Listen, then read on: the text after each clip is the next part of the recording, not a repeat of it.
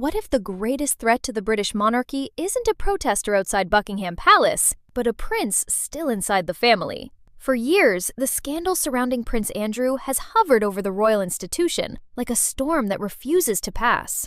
Titles were stripped, public appearances vanished, military honors disappeared overnight, and yet, somehow, the problem never truly went away. Because this was never just about one disastrous interview or one lawsuit. It was about something much bigger. Survival. And now, behind palace walls, a quiet power struggle is unfolding that could permanently reshape the House of Windsor. It all spiraled after that now infamous BBC Newsnight interview in 2019. Prince Andrew believed he could clear his name. Instead, he triggered a public relations meltdown that shocked even seasoned royal watchers. His explanations raised eyebrows. His confidence appeared misplaced. Within days, pressure mounted from every direction. Politicians, veterans, charities, even members of the public who once supported him. The fallout was swift. He stepped back from royal duties. He was later stripped of his military titles and patronages. The HRH styling was quietly shelved in official settings. Then came the civil lawsuit in the United States, tied to his past association with Jeffrey Epstein. Andrew denied wrongdoing, but in 2022, the case was settled out of court without admission of liability. For the palace, it was damage control. For the public, it was confirmation that this saga was far from over. And while the headlines faded, the tension inside the monarchy only deepened. But losing titles was only the beginning, because while Andrew disappeared from balconies and ceremonial duties, he didn't disappear from royal property. At the center of the latest controversy sits Royal Lodge, a sprawling 30-room estate in Windsor Great Park that Andrew has called home for 2 decades. Reports began surfacing that King Charles wanted him out. The optics were uncomfortable, a disgraced duke living in luxury while the country faced economic strain. Sources claimed Charles was tightening the purse strings, cutting back on financial support and security arrangements.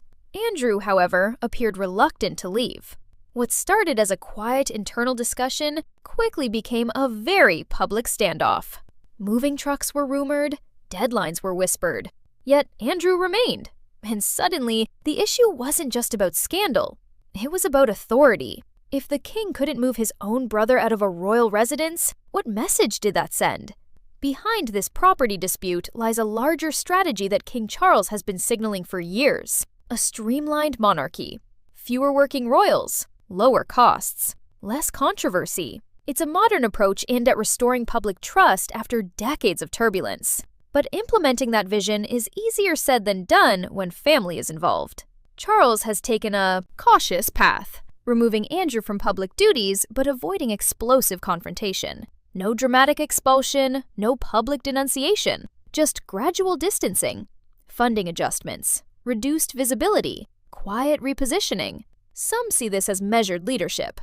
Others see it as hesitation. Because every time Andrew's name resurfaces in the press, it drags the institution back into uncomfortable territory. And that's where the generational divide begins to show. Prince William, according to multiple insiders over the past few years, holds a very different view. Where Charles prefers containment, William reportedly prefers clarity. The future king understands something crucial. Public opinion is no longer shaped behind closed doors. It moves in real time. And scandals don't disappear just because the palace stops commenting. Friends of the Prince of Wales have suggested that he believes the Andrew situation should have been resolved swiftly and decisively years ago. No lingering questions. No drawn-out property disputes, no half measures. To William, the monarchy's legitimacy depends on moral authority, not quiet negotiation. And if that's true, the tension between father and son may be deeper than anyone realizes. Because one is protecting the institution through caution, while the other may be preparing to protect it through action. And then there are Andrew's daughters, Princess Beatrice and Princess Eugenie, caught in the middle of a storm they didn't create. Both have tried to maintain public roles carefully separate from their father's controversy. Eugenie, in particular, has been vocal through her anti-trafficking charity work. But critics have pointed out the painful irony. Every public appearance risks reopening old conversations. Every headline reconnects their names to his past. It's an impossible balancing act. Loyalty to family versus survival in the public eye. Palace insiders suggest the sisters are navigating carefully, aware that their futures may depend on how decisively the monarchy moves forward. Because in a slimmed-down royal structure, there is little room for ambiguity. Yet, despite being sidelined, Andrew is not powerless. And this is the part rarely discussed openly. He knows the inner workings of the royal machine better than almost anyone alive. He has decades of private knowledge, private conversations, private dynamics. That alone may explain why the palace treads carefully. There have been periodic whispers about memoirs, not only from Sarah Ferguson, but speculation about what Andrew himself could reveal if pushed too far. A tell-all book, a televised interview, a dramatic defense. Even if unlikely, the possibility lingers. And in royal circles, perception can be as powerful as action. Charles may be calculating that gradual isolation is safer than confrontation, because forcing a cornered royal into public retaliation could create a media storm far worse than the current slow burn. Which brings us to the looming question no one inside the palace can ignore. What happens when the crown passes to William? The Sandringham estate, including properties like Wood Farm, is privately owned by the monarch, not the state. When Charles eventually passes, ownership transfers directly to his successor. That means Andrew's housing situation could ultimately rest in the hands of his nephew. And if William truly believes in drawing a firm line, the outcome may be far more final than anything we've seen so far. A permanent relocation. A definitive removal from royal estates. No more gray area, no more negotiated delays. Right now, King Charles appears to be managing the crisis in slow motion, balancing family loyalty against institutional survival.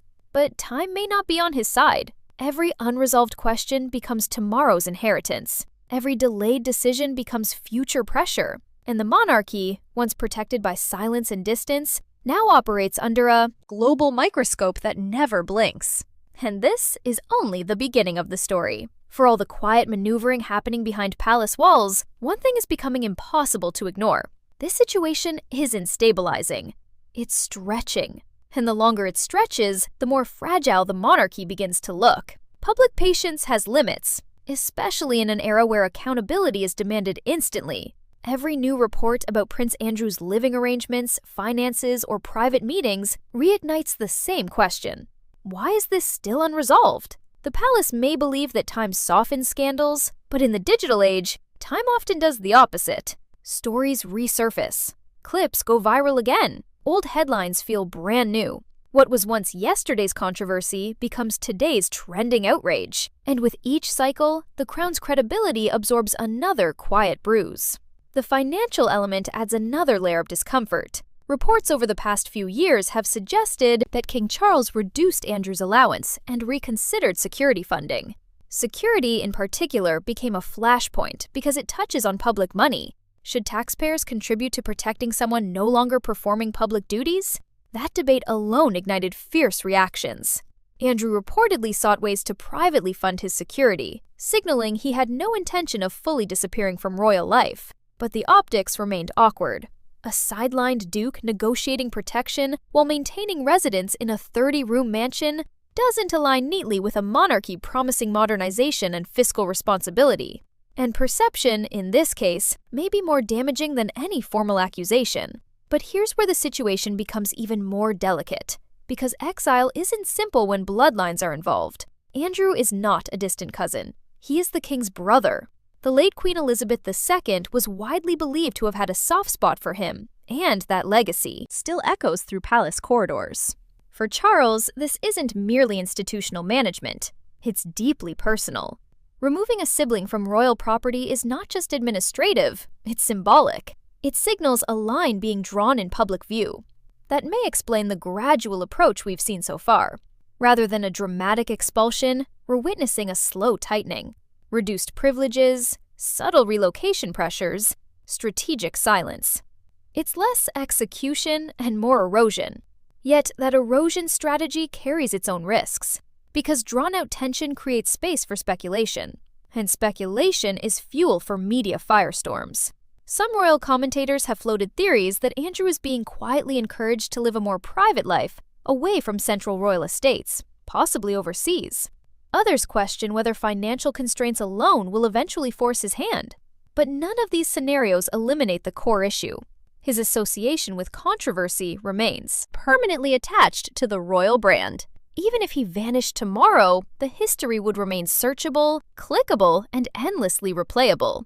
Meanwhile, public opinion polling has been brutally consistent. Surveys over the past few years repeatedly show Andrew ranking near the bottom in favorability among senior royals. In contrast, Prince William and Catherine consistently top approval charts. That contrast is not lost on palace strategists. The future of the monarchy, in many ways, rests on the popularity of the next generation. William represents stability, family values, and controlled messaging. Andrew represents unresolved scandal and uncomfortable questions. The longer both names exist within the same institutional frame, the more tension builds between past and future. And this is where whispers about internal disagreements grow louder. While Charles focuses on containment, William is reportedly thinking about legacy. He will inherit not just the crown, but its unresolved problems. If the Andrew situation remains ambiguous by the time William ascends the throne, it immediately becomes his crisis to solve. And solving it decisively could require steps that Charles has so far avoided. A formal severing, a complete removal from royal estates, a public clarification of status beyond what we've seen. In other words, the kind of clean break that leaves no room for interpretation. That possibility alone may be reshaping quiet conversations inside the palace today. Then there's the wildcard factor, media leverage. Over the past decade, we've seen how powerful royal interviews and memoirs can be. One televised conversation can dominate global headlines for weeks. One book can reframe public narratives overnight. While Andrew has largely avoided further interviews after the Newsnight fallout, the theoretical possibility remains. A carefully timed sit-down, a memoir presenting his version of events, even subtle briefings to sympathetic outlets.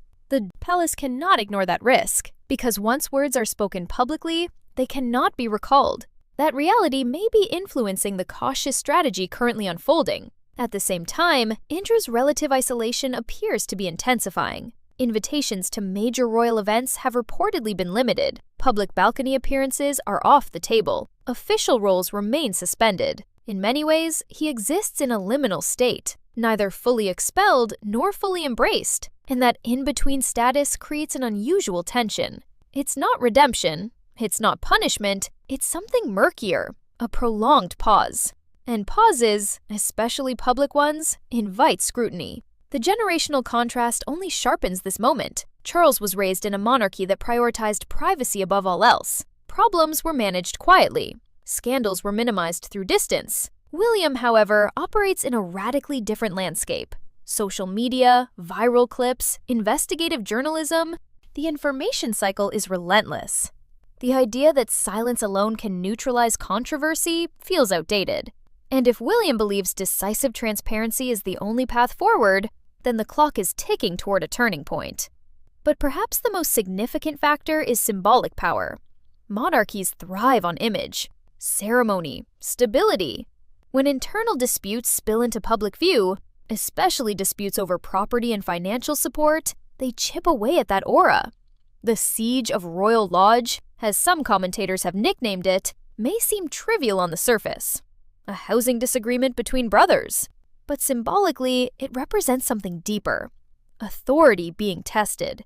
If a monarch cannot fully control internal discipline, questions begin to surface about broader control. And that leads us to the uncomfortable truth at the center of this entire saga. There may be no perfect solution. Push too hard and risk retaliation. Move too slowly and risk public frustration. Cut ties completely and fracture the family. Maintain ties cautiously and prolong reputational damage. Every option carries consequence. Every delay carries cost. Right now, the monarchy stands at a crossroads between two eras. One defined by quiet containment, the other by visible accountability. Prince Andrew sits directly at that intersection, and as long as his status remains unresolved, the tension between past loyalty and future survival will continue to grow. And what happens in the final act of this royal chess match could determine far more than one prince's fate. If there is an endgame unfolding, it won't arrive with a dramatic announcement or a palace press conference. It will arrive quietly, through ownership papers, inheritance laws, and the irreversible shift of power from one monarch to the next. Because beneath all the headlines about royal lodge and allowances lies a simple reality. Properties like Sandringham are privately owned by the sovereign. When the crown passes, so does control of those estates. That means Prince Andrew's future housing situation may not ultimately be decided by negotiation, but by succession. And when Prince William becomes king, the dynamic changes completely. No more brotherly caution. No more generational loyalty. Only institutional preservation. William's approach to monarchy has always appeared deliberate and tightly managed. He understands optics instinctively. He rarely overexposes himself. His public image is disciplined, modern, and carefully protected. In contrast, Andrew represents a chapter the institution seems eager to close. If William ascends while this issue remains unresolved, he will inherit not just a crown, but a test. Does he continue the slow containment strategy? Or does he draw a definitive line to signal a new era? Insiders have long hinted that his patience with the situation is thin. And if that's true, the moment power transfers could trigger the final move in this long, silent standoff. But the stakes extend beyond property or pride. They extend to legitimacy. Modern monarchies survive not because they rule politically, but because they retain public trust. That trust hinges on perception, fairness, responsibility, moral clarity. Every unresolved controversy weakens that foundation slightly, and Andrew's shadow, whether he speaks publicly or remains silent, continues to stretch across royal headlines. For younger generations especially, transparency matters. Silence feels suspicious. Gradual distancing feels evasive. If the monarchy hopes to remain relevant for decades to come, it must convince the public that it holds itself to standards equal to the ones it promotes. There's also the reality that time doesn't erase memory. The Newsnight interview remains searchable. Clips circulate online regularly. Commentary resurfaces whenever his name trends. Even without new developments, the past keeps replaying itself. And in a digital era, reputations are archived permanently. That makes the strategy of waiting for outrage to fade far less reliable than it once was. The monarchy is navigating 21st century accountability with 20th century instincts. And that tension is increasingly visible. Then there's the human dimension. For all the strategic calculations and media analysis, this is still a family navigating fracture under global scrutiny. Charles balancing brotherly loyalty against sovereign duty. William balancing sonship against future kingship. Beatrice and Eugenie balancing love for their father against public careers. No one inside this drama emerges untouched. The difference is that most families face conflict privately. This one faces it beneath the glare of international media, and that constant exposure amplifies every hesitation, every compromise, every delay. Speculation about potential memoirs or interviews remains a lingering pressure point. Whether realistic or exaggerated, the mere possibility acts as leverage. If Andrew felt completely cornered, would he remain silent? Or would he attempt to reshape the narrative in his favor? The palace cannot assume compliance forever. And because they cannot predict his next move with certainty, their own moves remain cautious. It's a delicate balance. Apply enough pressure to satisfy public demand for accountability, but not so much that it provokes escalation. Meanwhile, public sympathy appears firmly aligned with the monarchy's future rather than its past. Polling consistently shows strong support for William and Catherine as symbols of stability. That generational shift creates urgency. The crown must decide whether protecting the image of tomorrow requires sacrificing remnants of yesterday. Historically, monarchies that fail to adapt eventually lose relevance. Charles understands this, which is why he speaks frequently about modernization and streamlining. But modernization is tested most when it requires difficult personal decisions. And perhaps that is the true heart of this saga, modernization colliding with loyalty. For centuries, royal families protected their own at nearly any cost. Today, that instinct is scrutinized. Defending family can look like defending misconduct. Remaining silent can look like indifference. Every move is interpreted, analyzed, debated in real time. The crown no longer controls the narrative alone. It competes with social media, investigative journalism, and a public that expects answers faster than institutions can provide them. As succession inevitably approaches in the coming decades, the unresolved status of Prince Andrew becomes more than a footnote. It becomes a symbol of how the monarchy chooses to confront scandal. Does it quietly sideline and hope attention fades? Or does it openly sever and risk internal rupture? The answer will shape not only Andrew's personal future, but the tone of William's reign. Because the first major decision of a new king often defines the narrative of his era. In the end, this isn't just about one prince's residence or reputation. It's about a 1,000-year-old institution standing at a crossroads between tradition and transformation. Andrew's saga has exposed fault lines between generations, between loyalty and optics, between caution and clarity. And those fault lines won't disappear simply because headlines slow down. They will either be sealed decisively or widen quietly over time. Right now, the monarchy is attempting to manage the storm without triggering a hurricane. But storms don't last forever. They either pass or they force change. And when the crown eventually shifts to Prince William, that moment may mark the final chapter of this long, uneasy chapter in royal history. Because the real question was never whether Prince Andrew would return to royal life. The real question is whether the monarchy can fully move forward while his shadow still lingers.